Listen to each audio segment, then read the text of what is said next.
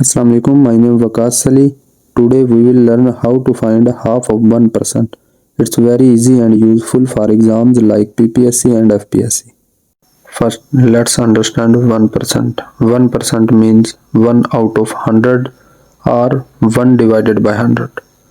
In decimal form, it is 0.01. To find half of 1%, we multiply 1% by 1 by 2 because of mean multiply. So 1 by 2 multiply 1% is equal 1 by 2 multiply 0.01.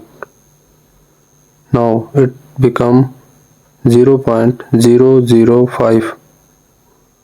That means half of 1% is 0.005.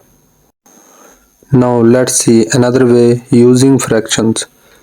We know that 1% is the same as 1 over 100. To find half of 1%, we multiply 1 over 2 by 1 over 100. We multiply the top numbers and bottom numbers. So half of 1% is 1 over 200, which is the same as 0.005. Now it's your turn. Can you tell me what is half of 2%? Write your answer in the comments. Thank you.